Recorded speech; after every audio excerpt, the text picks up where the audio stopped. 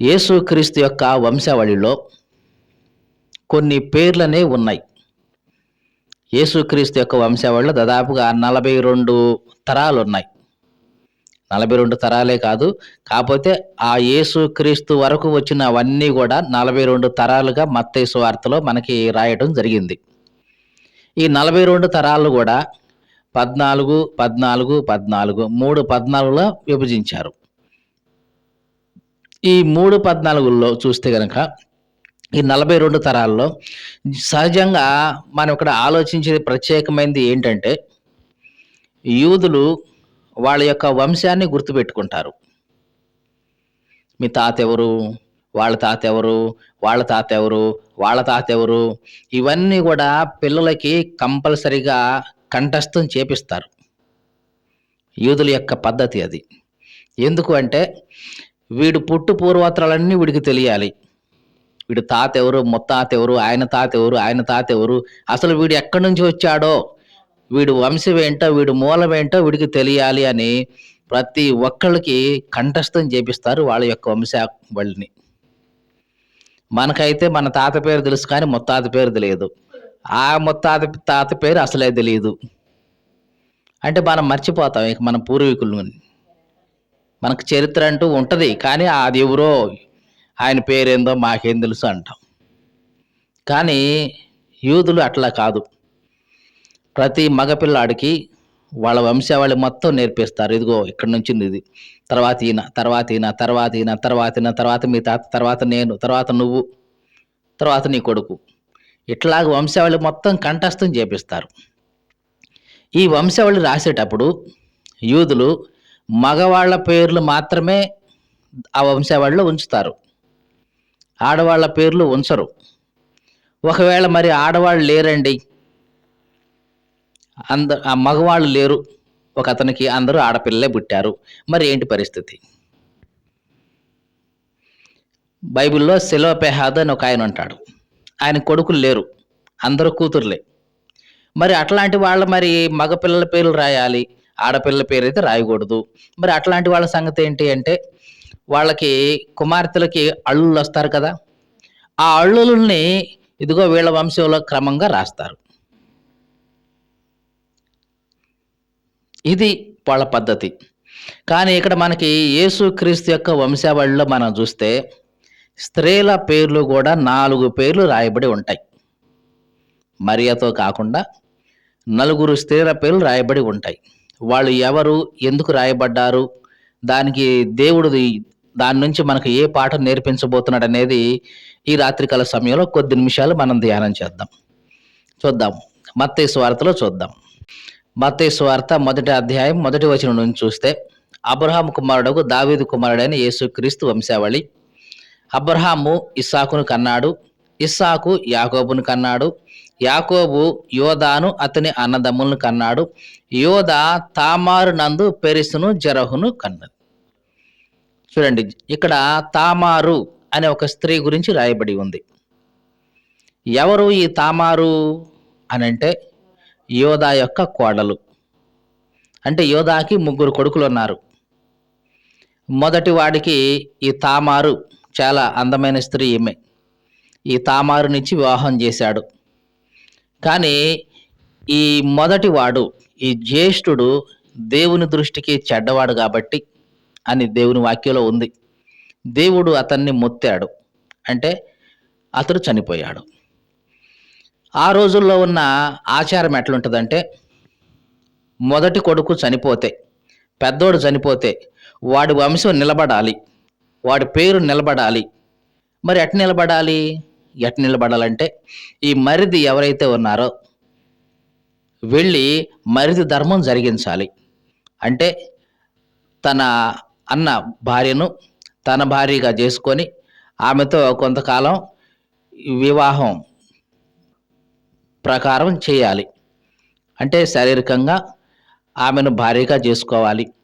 అప్పుడు వాళ్ళిద్దరికీ పుట్టిన మొదటి సంతానం ఉంటాడే, ఆ మొదటి సంతానం ఈ పెద్దోడు కొడుకు కాగానే పరిగణించేవాళ్ళు. ఆ రకంగా ఆ పెద్దోడు చనిపోయినా సరే అతని వంశం, అతని పేరు మాత్రం ఇదిగో ఇతన్ని పెద్ద కొడుకు కుమారుడు, ఇతని పెద్ద కొడుకు కింద లెక్కేసేవాళ్ళు. అట్లాగా ఆ రోజుల్లో దేవుడు ఏ ఒక్కళ్ళ పేరు కూడా తుడిచివేయబడకూడదు అనే ఉద్దేశంతో పెట్టాడు ఆ నిబంధన. అంటే ఇప్పుడు అట్లా జరుగుతుందా అంటే ఇప్పుడేమి లేదు. అప్పుడు ధర్మశాస్త్ర ప్రకారం ఏ వ్యక్తి పేరు గూడా ఇదిగో తుడిచివేయబడకూడదు. ఏ వ్యక్తి పేరు గూడా నామరూపాలు లేకుండా ఉండకూడదు.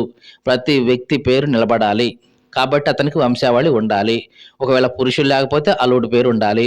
ఒకవేళ కొడుకులు లేకుండా చనిపోతే ఇదిగో తన తమ్ముడు ధర్మం జరిగించి మొదట పుట్టిన సంతానం ఎవరైతే ఉన్నారో అది పెద్ద కొడుకు యొక్క సంతానంగా పరిగణించాలి అని దేవుడు ఏర్పాటు చేశాడు. ఇలాగ ఇతను దీన్ని ఏమనేవాళ్ళంటే ఆ రోజుల్లో మరిది ధర్మం అనేవాళ్ళు. మరిది ధర్మం అనేవాళ్ళు. సరే, ఇతను పెద్ద కొడుకు చనిపోయాడు. రెండో వాడినిచ్చి పెళ్లి చేశాడు. రెండో వాడినిచ్చి పెళ్లి చేసినప్పుడు వీడు ఎప్పటిలాగానే వెళ్ళాడు. శారీరకంగా కలుసుకున్నాడు. కలుసుకున్న తర్వాత తన రేతస్సు అంటే శుక్రకణాలు విడుదల చేయటం. అది ఆమె యొక్క అండంలో విడుదల చేయకుండా కావాలనే కింద పారబోసాడు. ఇది దేవుడు చూసి దేవుడికి కోపం వచ్చేసింది. వాడిని కూడా అక్కడే మొత్తేశాడు. వాడు చనిపోయాడు. ఎందుకంటే వాడు చేసిన పొరపాటు. ఎందుకంటే తన ద్వారా తన అన్న పేరు నిలబెట్టాలి. నిలబెట్టడానికి బదులుగా నేనెందుకు నిలబెట్టాలనుకున్నాడు? తన రేతస్సు ఏదైతే ఉందో దాన్ని నేల మీద పారబోసేశాడు. ఇది దేవుడు సహించలేకపోయాడు. అందుకనే ఆ రెండో వాడిని కూడా దేవుడు చంపేశాడు. మరి మూడో కొడుకున్నాడు యోధాకి. ఇప్పుడు మొదటివాడు చనిపోయాడు. రెండో వాడు చనిపోయారు. ఈ మూడో వాడు ఏం చేయాలి? మొదటివాడు పేరు నిలబెట్టాలి. అంటే మొదటివాడికి మొట్టమొదటి సంతానం పెద్దోడి పేరు కింద, రెండవ సంతానం రెండో వాడి పేరు మీద. వీడు నిలబెట్టాల్సిన బాధ్యత చిన్నోడికి ఉంది. కాబట్టి ఈ చిన్నోడిని ఈమెకిచ్చి వివాహం చేయాలి ధర్మం ప్రకారం. ఈ యోధ అనుకున్నాడు, వామ్మో, పెద్దోడినిచ్చి పెళ్లి చేశాను, వాడు చచ్చిపోయాడు. రెండో వాడిని కూడా ఇచ్చి పెళ్లి చేశాను, వాడు చచ్చిపోయాడు. ఈయన్ని కూడా ఇచ్చి పెళ్లి చేస్తే ఈడు కూడా చచ్చిపోతే నా పరిస్థితి ఏంటి? మరి ఆమెకి ఇచ్చి చేసిన వాళ్ళందరూ కూడా మరి ఎందుకు చనిపోతున్నారు ఏంటో అని అనుకున్నాడేమో. అప్పుడు ఈ కోడలతో చెప్పాడమ్మా, వీడు ఇంకా చిన్నపిల్లగాడమ్మా, వీడికి ఇంకా వయసు రాలేదు, కాస్త కొంతకాలం ఉండు, అప్పుడు దాకా మీ పుట్టింటికి వెళ్ళిపో అని పంపించాడు. సరే, ఇక్కడ దాకా బాగానే ఉంది. సరే, వీడు వయసుకు వచ్చాడు. 5 సంవత్సరాలకో 4 సంవత్సరాలకు మొత్తానికి వయసుకు వచ్చాడు. మరి వయసుకు వచ్చిన తర్వాత ఏం చేయాలి? ఇచ్చి వివాహం జరిపించి పెద్దోడి పేరు రెండో వాడి పేరు నిలబెట్టాలి. అప్పటికి పెళ్లి చేయట్లా. వాళ్ళు వీళ్ళు అడుగుతున్నా సరే దాటేస్తా ఉన్నాడు. ఇది ఈమెకి తెలిసింది తామారుకి. అప్పుడు ఈమె అనుకుంది, నా భర్త పేరు నిలబెట్టాలి, కానీ తప్పు చేయకూడదు, ఆ వంశమే నిలబడాలి. కానీ ఎట్లాగా? మరి మామ చూడబోతే చిన్న మరిది ఉన్నాడు, తనకు వివాహం చేయట్లా, నన్ను ఇచ్చి వివాహం చేయట్లేదు, కానీ నా భర్త పేరు నిలబడాలి, మా మామ వంశం కూడా నిలబడాలి, మరి ఏంటి పరిస్థితి అని ఆలోచించింది. అప్పటికి యోధ భార్య కూడా చనిపోయింది, చాలా కాలమైంది. సరే, సహజంగా యోధ తర్వాత అతని పనివాడు ఇద్దరు కలిసి ఎక్కడికైనా వెళ్ళినప్పుడు అక్కడ ఎవరన్నా వేశ్యలు ఉంటే కనుక వాళ్ళతో వెళ్ళి కలుసుకుంటారు. ఇట్లాగా వాళ్ళు గొర్రెలు తోలుకుంటూ ఒకానొక స్థానానికి వెళ్ళిన తర్వాత, ఇదిగో నీ మామ గొర్రెలు తోలుకుంటూ ఇటు వచ్చారనే సంగతి ఈ తామారుకి వినపడింది. ఈమె ఎమ్మటనే తన మామూలు వేదభీయమైన వస్త్రాలు అంటే విధవరాలు వస్త్రాలని తీసేసి, ఒక వేశ్య ఎట్లాగైతే వస్త్రాలు వేసుకుంటుందో వేసుకొని ముఖమంతా కప్పుకొని ఆ వేశ్యలు వెళ్ళే దారిలో ఉన్నట్లుగానే ఒక వేశ్యలాగా ఆ దారిని ఉంది. ఇక అలవాటు ప్రకారం ఈ యోధ వెళ్ళి చూశాడు. చూస్తే బహుశా వేశ్య కావాలా అంటే, ఆ రోజుల్లో వేశ్యత్వం అంటే శరీరాన్ని అమ్ముకొని వాళ్ళ జీవనం వాళ్ళు సాగించేవాళ్ళు. దాన్ని ఎవరు కూడా తృణీకరించేవాళ్ళు కాదు. సరే, వేశ్య కావాలా? సరే, నేను భార్య చనిపోయి నేను చాలా కాలం ఖాళీగానే ఉన్నాను. సహజంగా ఇంక ఈమెతో వెళ్దాం అనుకొని, అమ్మ మరి నేను నీతో పాటు వస్తాను, ఏం తీసుకుంటావు ఏంటి అన్నాడు. ఏమీ అక్కర్లేదండి, అని అంటే, "ఆహా! లేదులేమ్మా అట్లా ఏం గాదు. సరే రా" అని వెళ్ళాడు. వెళ్ళిన తర్వాత, "నేను నీకు మందలో నుంచి ఒక గొర్రె పిల్లని పంపిస్తానమ్మా" అన్నాడు. మొత్తం కార్యమంతా అయిపోయిన తర్వాత మందలోంచి గొర్రె పిల్లని పంపిస్తాను అన్నాడు. ఈమె అంది, "మరి అప్పటిదాకా మరి నేను ఊరకుండేనా, ఎదురు చూస్తా ఉండేనా? నాకు ఏదో ఒకటి మరి ఆధారం ఇచ్చిపో" అని. "ఏముందమ్మా నా దగ్గర ఇయటానికి? ఏమెందుకు లేదు. నీ కర్ర, తర్వాత నీ దారం ఇయన్నీ ఉన్నాయి గదా! అవి ఇచ్చెళ్ళు. నీ మేకపిల్లని ఇచ్చినప్పుడు, అప్పుడు నేను అవి ఇచ్చేస్తా" అంది. "ఆ! సరేలే. హ్మ్. సరేలే" అని జెప్పేసి ఆయన కర్ర, ఉంగరం, తాడు అవన్నీ ఆమెకిచ్చేసి ఈయన వెళ్ళాడు. వెళ్ళి పనివాడికి ఒక మేకనిచ్చి, "ఇదిగోరా అక్కడ వేసి ఉంటది ఒకామె. మరి ఆమెకి మేక పిల్లని ఇచ్చేసేయి. ఆమె దగ్గర నా కర్ర, తాడు, ఉంగరం ఇయన్నీ ఉన్నాయి. మరి అవి తెచ్చేసేయి" అంటాడు. తీరా ఈ పనివాడు మేకపిల్లని తీసుకొని ఆడికెళ్ళేటప్పటికి ఆమె అక్కడ ఉండదు. ఇక వెళ్ళిపోద్ది ఇంటికి.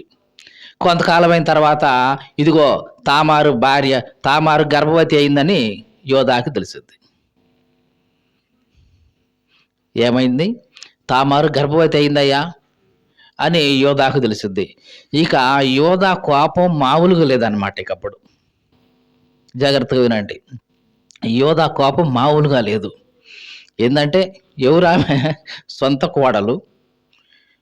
పెద్దోడినిచ్చి చేశాను పోయాడు వాడు. రెండో వాడినిచ్చి చేశాను పోయేవాడు. మూడో వాడినిచ్చి ఈడు పోతాడని చెప్పేసి ఆమెని అడగపెడితే, ఇప్పుడు ఈమె గర్భవతి అయిందంటే ఏం జరిగింది? తప్పు చేసింది గదా! చేయబట్టేగా ఈమె గర్భవతి అయింది. తీసుకురండి ఆమెను బయటకి తీసుకురండి. కాల్చేయాలి అన్నంత కోపంగా అన్నాడు. కాల్చేయాలి, తీసుకురండి బయటికి లాక్కరండి అన్నాడు. తర్వాత చిన్నగా ఆమె, ఇదిగో మా మామకిచ్చి, ఇగో ఈ కర్ర, ఈ దారం, ఈ ఉంగరం ఎవరియో వాళ్ళ వల్ల నేను గర్భవతి అని చెప్పండి అని చెప్పి అవి ఇచ్చేసింది. ఇక ఈళ్ళొచ్చి చిన్నగా చెప్పారు, "అయ్యా ఇదిగో ఈ కర్ర, ఈ దారం, ఈ ఉంగరం ఈ ఎవరియో వాళ్ళ ద్వారానే ఆమె గర్భవతి అయిందంట అయ్యా. చెప్పమంది నీ కోడలు" అంది. చూశాడు. అవి ఎవరియి? తనయి. అప్పుడు అనుకున్నాడు, నేను తప్పు చేశాను. కానీ నా కోడలు నిజంగా నీతిమంతురాలు. ఎక్కడో బయట వెళ్ళి తప్పు చేసి నా వంశాన్ని నిలబెట్టాలనుకోలేదు.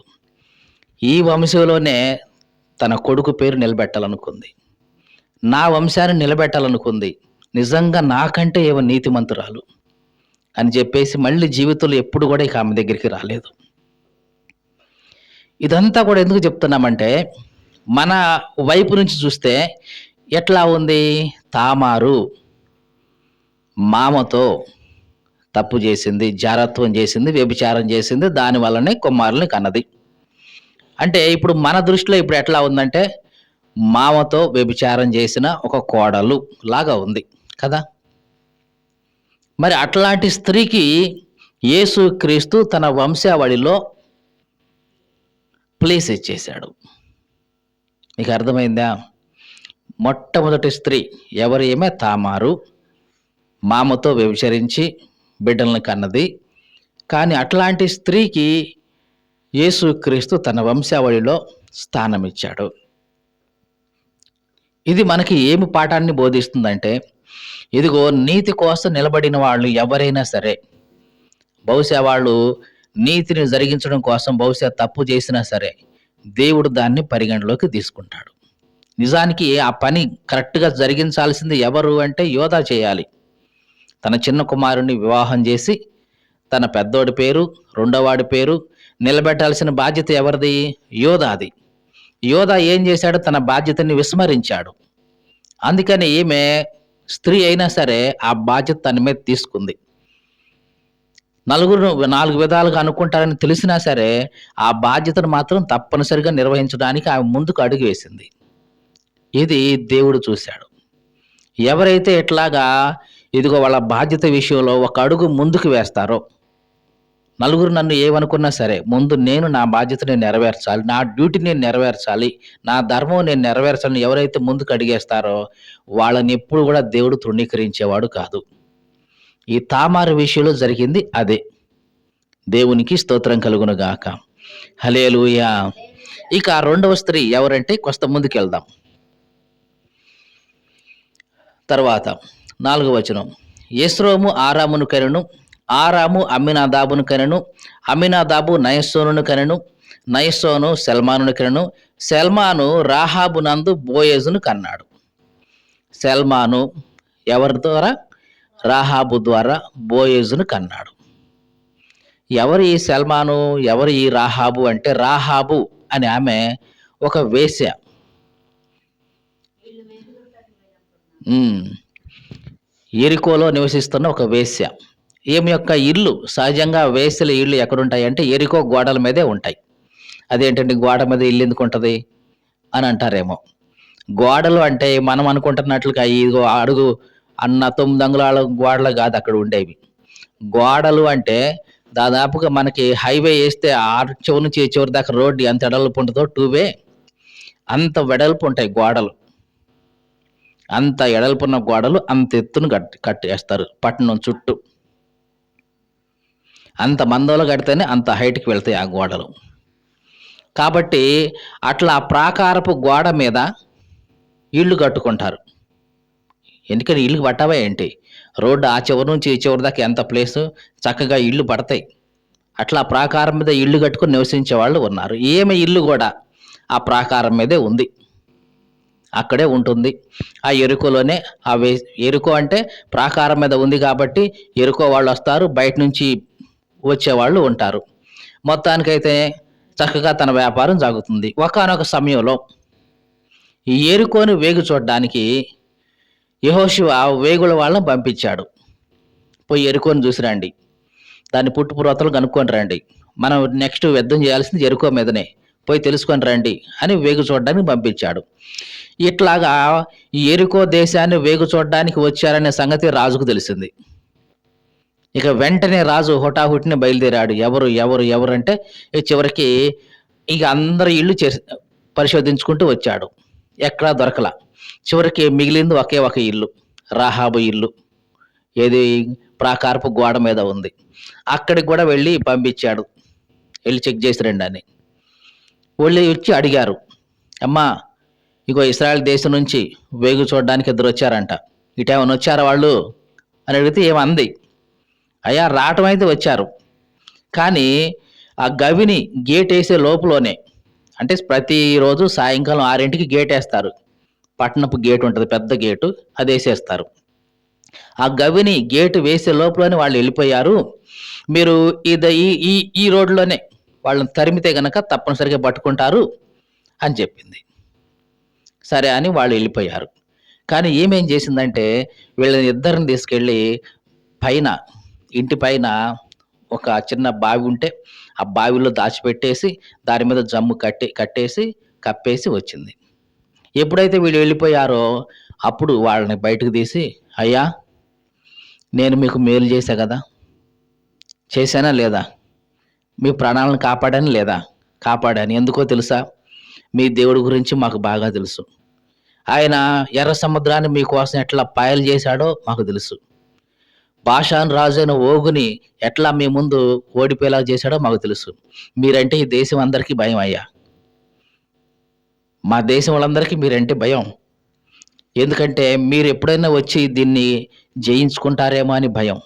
తప్పనిసరిగా మీరు వస్తారు, దీన్ని జయిస్తారు. కానీ నాకు మాత్రం ఒక మేలు చేయాలి.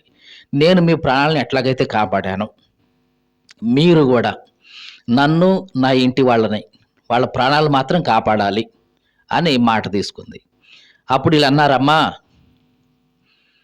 నీవు మా సంగతి ఇప్పటి వరకు జాగ్రత్తగా పెట్టావు, మేము వెళ్ళిన తర్వాత కూడా మా సంగతి ఎవరికీ తెలియకుండా నువ్వు జాగ్రత్తగా ఎట్లా ఉంచితే గనక దేవుడు మరలా మేము ఇచ్చి ఈ పట్టణాన్ని అంతటిని స్వాధీనం చేసుకునేటప్పుడు తప్పనిసరిగా నిన్ను, నీ ఇంటి వాళ్ళందరినీ కాపాడతాం, మీకు ఏ హాని కూడా చేయవమ్మా అని అన్నారు.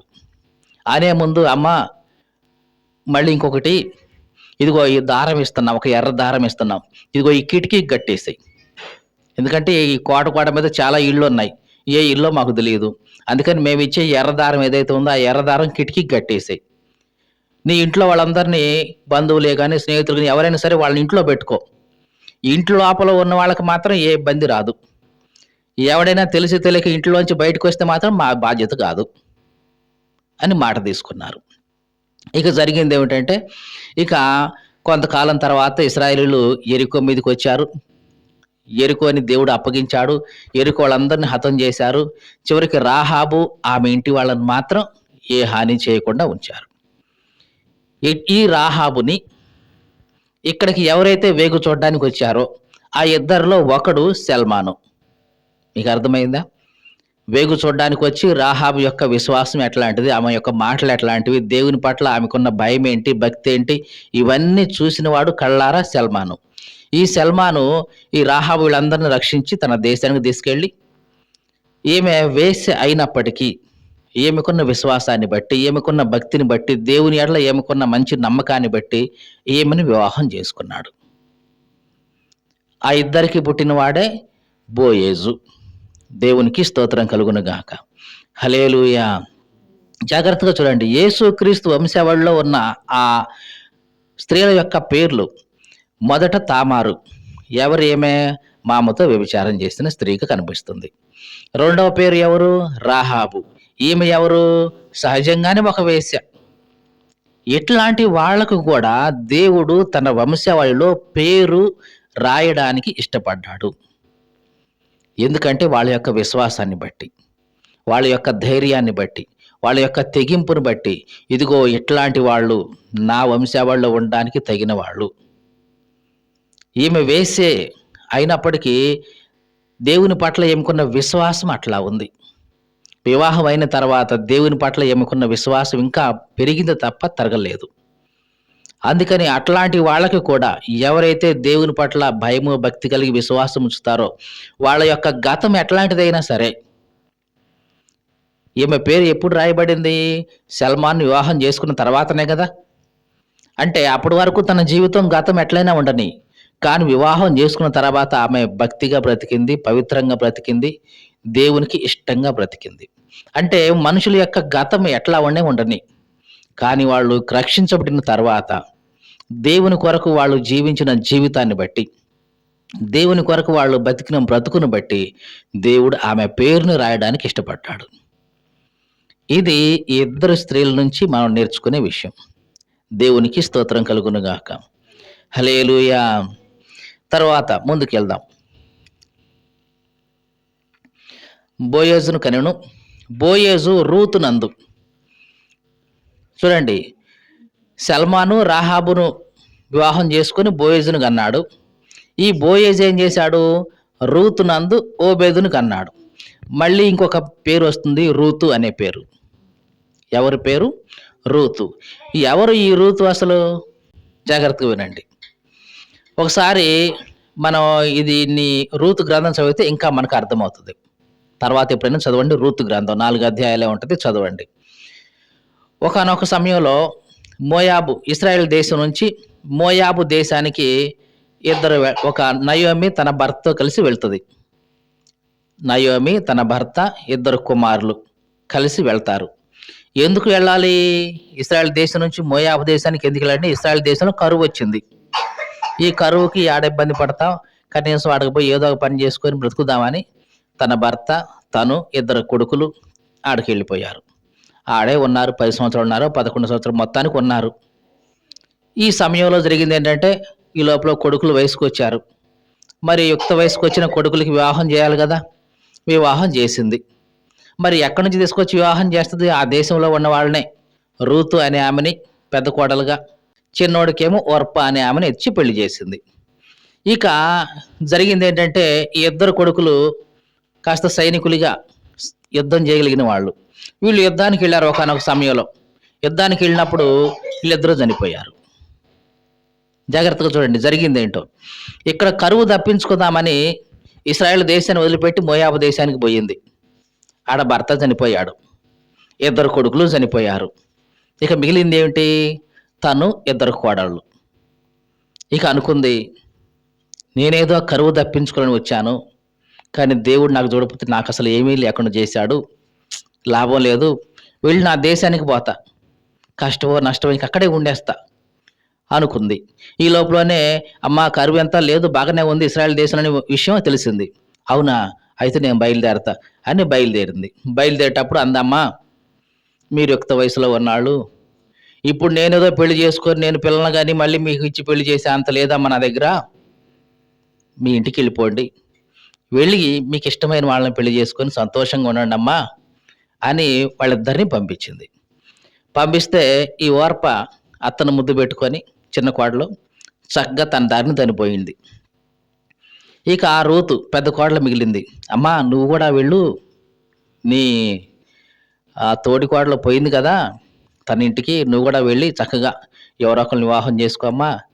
నా కోసం నువ్వెందుకు నీ జీవితాన్ని త్యాగం చేయటం వెళ్ళిపో అంది. అప్పుడు రూత్ అంది, అట్టనొద్దు అత్తయ్య, నీ వాళ్ళే నా వాళ్ళు. నీ దేవుడే నా దేవుడు. నువ్వెక్కడుంటే నేను అక్కడే ఉంటా. చావు తప్ప నిన్ను నన్ను ఏది వేరు చేయకూడదు. నేను మాత్రం వచ్చేదే అంది. సరే అమ్మా, మరి నువ్వు ఇంతగా పట్టుబడుతున్నావు కాబట్టి ఇక చేసేదేముంది రా అని ఇద్దరు కలిసి మోయాబు దేశానికి ఇది ఇశ్రాయేల్ దేశానికి వచ్చారు. చివరికి ఇశ్రాయేల్ దేశానికి వస్తే వాళ్ళకున్న ఆ పొలం ఏదైతే ఉందో వాళ్ళు బంధువులు వాళ్ళు హ్యాండ్ ఓవర్ చేసుకున్నారు. వాళ్ళ అండర్లో ఉంది అది. ఇప్పుడు దాన్ని విడిపించాలంటే దగ్గర వాళ్ళు ఎవరైనా వచ్చి ఇంతవరకు ఎంతైతే అయిందో కట్టుబడి అదంతా ఇచ్చేసి విడిపించుకోవాలి. అలా విడిపించే క్రమంలో ఈ చనిపోయిన వాడి పేరు అంటే నయోమి యొక్క భర్త పేరు నిలబెట్టాలి. నిలబెట్టాలంటే నయోమిని కాదు వివాహం చేసుకోవాల్సింది. నయోమి కోడలు రూత్ ఉంది కదా, ఆమెని వివాహం చేసుకోవాలి. అది కండిషన్. ఈయనకి దగ్గర బంధువు ఒక ఆయన అన్నాడు. ఆయన్ని పిలిచి, అబ్బాయి మరి దగ్గర అడివి నువ్వే. నీవు నయోమి యొక్క పొలాన్ని విడిపించాలి. అలా విడిపించేటప్పుడు అతను చనిపోయిన వాడి పేరు ఆ పెద్దోడి పేరు నిలబెట్టాలి కాబట్టి ఆ పెద్దోడి భార్యను రూతును కూడా వివాహం చేసుకోవాలి. నీకు ఇష్టమేనా అన్నారు. ఇడిపించడం అయితే ఇడిపిస్తా, నాకు ఇబ్బంది లేదు. కానీ ఈమె వివాహం చేసుకోవటం మాత్రం నాకు కుదరదు. అదేంటి అబ్బాయి, మరి ఆమె అన్యురాలు, మోయాబీరాలు, ఇశ్రాయేలు కాదు కాబట్టి వివాహం చేసుకోవటం నేను కుదరదు. నేను చస్తే చేయను ఆ పని అన్నాడు. సరే నువ్వు తప్పుకో. నీ తర్వాత నెక్స్ట్ ఎవరు? బోయేజు. ఏంటి బోయేజు, మరి నీ సంగతి ఏంటంటే నేను రూతుని వివాహం చేసుకుని రెడీ సిద్ధమే అన్నాడు. ఆ రకంగా రూతుని మోయాబీయురాలైనా సరే బోయేజు వివాహం చేసుకోవడానికి సిద్ధమయ్యాడు. అలాగా ఆ రూతుకి బోయాజుకు పుట్టినవాడు ఓబేదు, ఓబేదుకు పుట్టినవాడు యెషై, యెషైకి పుట్టినవాడు దావీదు. ఇది ఇట్లా వచ్చింది వంశావళి. ఇంతకీ జరిగిన చరిత్ర ప్రకారం మనం చూస్తే రూతును వివాహం చేసుకున్న ఒక రోజుకే బోయేజు చనిపోయాడు. అప్పటికి రూతు గర్భం ధరించింది. ఇది ఇది బైబిల్లో లేకపోయినా చరిత్రలో అది. ఇదంతా చూస్తే మనకి బైబిల్లో ఉన్న వాళ్ళ యొక్క లిస్టు చూస్తే మొదట చూస్తుంది మామతో వ్యభిచారం చేసినటువంటి ఒక స్త్రీ, ఎవరు? తామారు. రెండవదిగా ఒక వేశ్య రహాబు. మూడవదిగా ఒక అన్యురాలు మోయాబీయురాలు. దేవుడు ఏమన్నాడంటే మోయాబీయులు కానీ అమ్మోనీయులు కానీ వాళ్ళు 10వ తరం వాళ్ళు కూడా ఇశ్రాయేలు సమాజంలో చేరకూడదు. దేవుడు అంత కండిషన్గా చెప్పాడు పాత నిబంధనలో.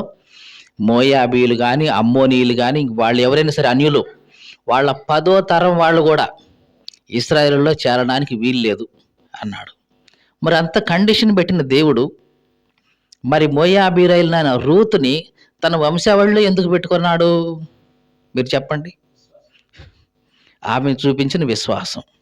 ఎంత విశ్వాసం అంటే అన్యురాలుగా ఉన్నా సరే ఆమె విశ్వాసం ఎట్లుందంటే నీ దేవుడే నా దేవుడు, నీ జనమే నా జనం, నన్ను వేరు చేయటం కుదరదు, ఇక చనిపోతే తప్ప నీ నుంచి వేరు కానన్నాడు.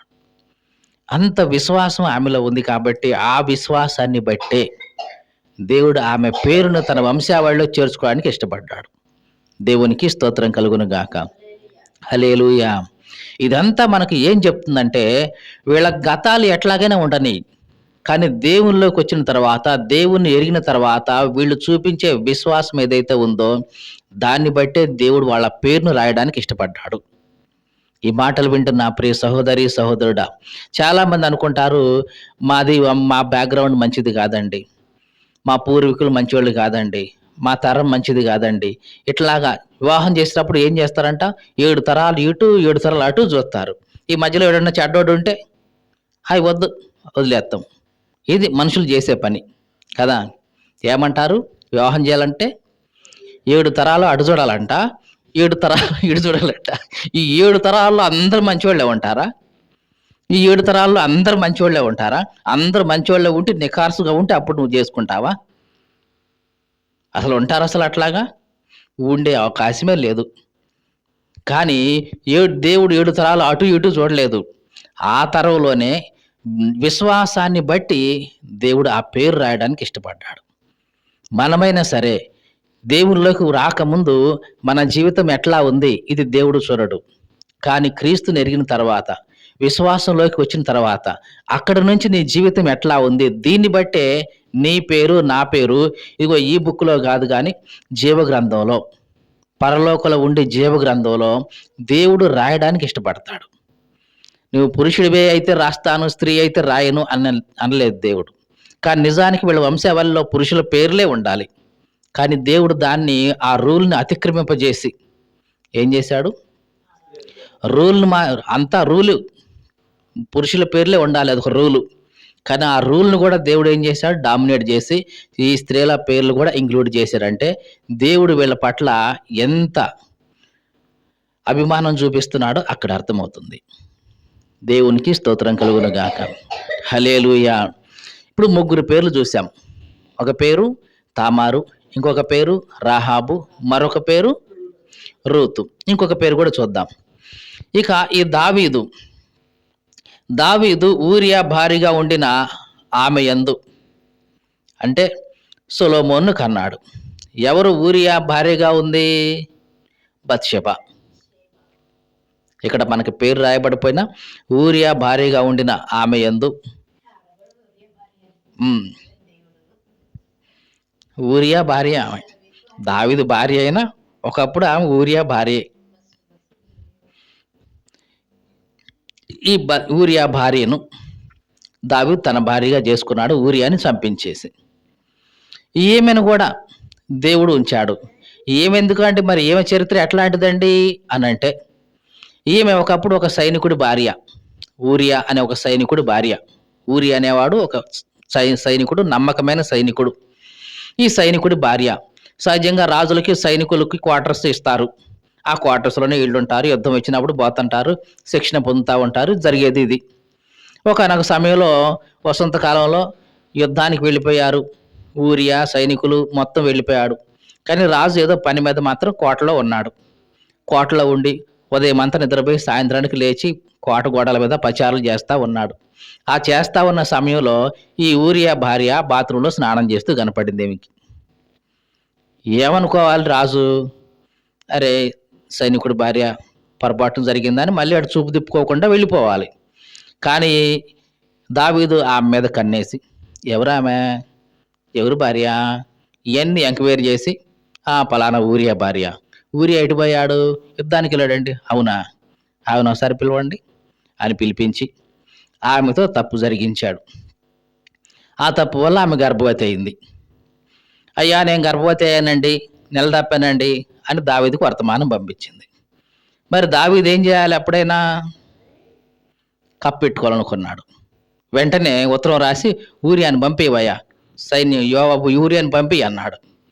ఈ యోవాబుకి ఏం అర్థం కాలేదు. ఏంది ఒక సైనికుడిని ప్రత్యేకంగా ఉత్తరం రాసి మరి రమ్మంటున్నాడు రాజు, ఏందబ్బా అని సరేలే అని పంపించాడు.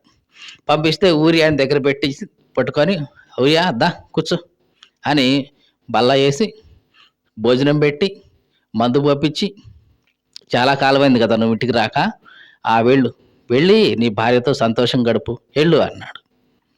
ఊరియా అక్కడ పడుకొని నిద్రపోయాడు. తెల్లారు లేసి ఏంటబ్బాయి ఏంటి బాలేదు ఏంటి ఇంటికి అంటే, ఏందండి పోయేది ఇంటికి, నా సైన్యాధిపతి నా తోటోళ్ళు అందరూ యుద్ధం చేస్తుంటే నేను ఇంటికి పోయి నా భార్యతో సంతోషంగా ఉండేదండి, నేను బానండి, నేను అట్లాంటి వాడిని కాదండి అన్నాడు. అనేసరికి దావీదు అవునా సరేలే ఉండు, ఈరోజు కూడా ఉండు అని మళ్ళీ ఆ రోజు బాగా తినిపించేసి మళ్ళీ బాగా తాగించి వెళ్ళిపో, నీ భార్య దగ్గర సంతోషంగా ఉండిపో వెళ్ళు అన్నాడు. ఊరియా. ఆ రోజు మళ్ళీ అక్కడే పడుకున్నాడు. ఏంటబ్బాయి అంటే, ఏంటండి నా సైన్యాధిపతి యోవాబు నా తోటోళ్ళందరూ యుద్ధంలో ఉంటే నేను ఇంట్లో ఉంటానంటే, నేనట్లా ఉండేవాడిని గాదండి అనన్నాడు. ఎంతసేపటికి యూరియా పోవట్లేదు. తన తప్పు కప్పెట్టుకోవాలనుకున్నాడు దావీదు. ఏం చేయాలి? సరేలే అబ్బాయి యుద్ధానికి వెళ్ళిపోద్ది గానిలే అని ఉత్తరం రాశాడు. యోవాబు ఊరియాని పంపిస్తున్నా. బాగా యుద్ధం జరిగే చోట ఇతన్ని బెట్టు. అతడు కొట్టి చంపబడేలాగా మంచి ముమ్మరంగా ఉన్న ప్లేస్‌లో ఇతన్ని బెట్టి నువ్వు తప్పుకో అన్నాడు. ఉత్తరం రాశాడు. రాసి ఊరియా చేతికిచ్చి, "ఊరియా తీసుకో. వెళ్ళి సైన్యాధిపతి యోవాబుకి ఇచ్చేయి ఈ ఉత్తరం" అన్నాడు. మరి ఎంత నమ్మకమైన వాడు. అనుకున్నాడు రాజు ఏదో సైన్యాధిపతికి వర్తమానం పంపించాడు. ఇది చాలా నిగూఢమైంది, రహస్యమైంది. మనం ఇది చదవకూడదు అనుకున్నాడు. అంత నమ్మకంగా తీసుకెళ్ళి ఓపెన్ చేయకుండా తీసుకెళ్ళి యోవాబు చేతిలో పెట్టాడు. తన మరణ శాసనాన్ని తనే పట్టుకొని తీసుకెళ్ళి ఇచ్చాడు. యోవాబు చదివాడు. ఓహో! రాజు ఇతన్ని చంపించాలని ఉద్దేశం ఉంది అనుకున్నాడు. వెంటనే బాగా యుద్ధం జరిగే చోట ఊరియా నువ్వు ఇక్కడుండి యుద్ధం చేయి. ఈ లోపల మేము వస్తుంటా అని చెప్పి అక్కడి నుంచి చిన్నగా జారుకున్నాడు యోవాబు. సైనికులు రానే వచ్చారు. ఊరియాని తలగొట్టేశారు, చంపేశాడు. ఇక ఊరియా చనిపోయాడన్న వార్త తెలిసిన తర్వాత అప్పుడు ఈమె ఏడుస్తుంటే ఈమెను పిలిపించి ఓదార్చి అప్పుడు ఈమెని వివాహం చేసుకున్నాడు. ఇది దావీదు చేసిన పని. ఇందుట్లో బత్షెబ తప్పేముందండి అని మనకనిపిస్తది. కానీ తప్పు ఉంది. ఏమిటి ఆ తప్పు అంటే, మొట్టమొదటిసారే దావీదు తనను పిలిచినప్పుడు అప్పుడే వారించి ఉండాల్సింది బత్షెబ. ఏమని? అయ్యా మీరు నాకు రాజు. దేవుడులాంటోడు. నేను మీకు సైనికుడి భార్యని. ఇదిగో ఒక సైనికుడి భార్య పట్ల ఒక రాజుగా నువ్వు ఇట్లాగా ప్రవర్తించడం సరికాదు అని చెప్పి ఉంటే అప్పుడైనా పద్ధతి మార్చుకుని ఉండేవాడు దావీదు. కానీ ఆమె దానికి ఎదిరించలేదు. సరిగదా రాజు గదా అని జెప్పేసి అతను ఏ తప్పు చేయడానికి పోయినా ఈమె కూడా అందుకు సమ్మతించింది. ఇట్లాంటి ఈమెను గూడా దేవుడు తన వంశావళిలో ఉంచుకోవడానికి ఇష్టపడ్డాడు. ఎందుకంటే వివాహమైన తర్వాత మరలా దావీదుతో ఉన్నట్లుగా ఇక ఎవ్వరితో కూడా ఎక్కడా లేదు ఈమె. పరిశుద్ధంగానే ఉంది. సొలొమోనుకి జన్మనిచ్చింది. సొలొమోను ఎంతటి వాడంటే ప్రార్థన చేసి దేవుణ్ణి ప్రత్యక్షపరుచుకున్నవాడు. అట్లాంటి గొప్ప భక్తిపరుడికి తల్లిగా ఉంది అంటే ఈమె అంత భక్తిని నేర్చుకొని తన కొడుకుకి గూడా ఆ భక్తి నేర్పించింది. మీకు అర్థమైందా ఈ మాట? దావీదుని వివాహం చేసుకున్న తర్వాత ఇంక వేరే ఆలోచన లేకుండా ఈమె ప్రార్థనలోనే ఎక్కువగా ఉంది. దేవునితోనే ఎక్కువ గడిపింది. ఎంత గడిపిందంటే తన కుమారుడైన సొలొమోనుకి దేవుణ్ణి ఎలా ఆరాధించాలో, దేవుణ్ణి ఎలా ప్రసన్నం చేసుకోవాలో కూడా చెప్పేంత భక్తి ఈమెలో ఉంది. అందుకనే ఈమె పేరు రాయడానికి దేవుడు ఇష్టపడ్డాడు. ఇవన్నీ మనం చూస్తే ఒక్కొక్క స్త్రీ ఒక్కొక్క బ్యాక్‌గ్రౌండ్ ఉంది. అయినా సరే వాళ్ళ పూర్వపు స్థితి ఎట్లా ఉన్నా సరే, వాళ్ళ గతం ఎట్లా ఉన్నా సరే, దేవునిలోకి వచ్చిన తర్వాత, దేవుణ్ణి ఎరిగిన తర్వాత, విశ్వాసంలోకి వచ్చిన తర్వాత, వాళ్ళు జీవించిన జీవితాన్ని బట్టి, వాళ్ళు చూపించిన భక్తిని బట్టి దేవుడు ఆ పేర్లన్నీ కూడా రాయడానికి ఇష్టపడ్డాడు. దేవునికి స్తోత్రం కలుగును గాక. హల్లెలూయా! ఇవన్నీ ఏమి మనకి బోధిస్తున్నాయంటే, మనం యేసుక్రీస్తుని ఎరగక మునుపు మన గతం ఎట్లాగైనా ఉండని, దేవుడు దాని వైపయితే చూడడు. కానీ క్రీస్తులోనికి వచ్చిన తర్వాత ఇక్కడ నుంచి మనదంతా దేవుడు చూస్తా ఉంటాడు. నీ భక్తిని బట్టి, నీ విశ్వాసాన్ని బట్టి, నీ యథార్థతను బట్టి నీ పేరు పరలోక గ్రంథంలో, ఆ జీవ గ్రంథంలో రాయబడాలా లేదా అనేది దేవుడు చూస్తాడు. దేవుని దృష్టిలో ఆడ, మగ భేదమేమి లేదు. నీ గతం ఎట్లాంటిదైనా సరే నువ్వు రక్షణ పొందిన తర్వాత, మారు మనసు పొందిన తర్వాత దేవుని కోసం నీవు జీవించే జీవితం ఏదైతే ఉందో అదే దేవుడు చూస్తాడు. అదే వీళ్ళ జీవితాల్లో దేవుడు చూశాడు. కాబట్టి వీళ్ళ గతం ఎట్లా ఉన్నా సరే వాళ్ళ యొక్క తరువాత జీవితం దేవునికి ఇష్టకరంగా ఉంది కాబట్టి దేవుడు వాళ్ళ పేర్లు కూడా రాయడానికి ఇష్టపడ్డాడు. కాబట్టి నా గతం మంచిది గాదు, నా పూర్వీకులు మంచివాళ్ళు గాదు, నా గత చరిత్ర బాగోలేదు కాబట్టి నేను దేవునికి పనికిరాను అని ఎప్పుడు గూడా అనుకోకూడదు. ఎప్పుడు గూడా మనం నిరాశ పడకూడదు. అలా పడకుండా ఉండాలనే ఇదిగో ఈ స్త్రీలను గూడా దేవుడు తన వంశావళిలో ఉంచాడు. దేవునికి స్తోత్రం కలుగును గాక.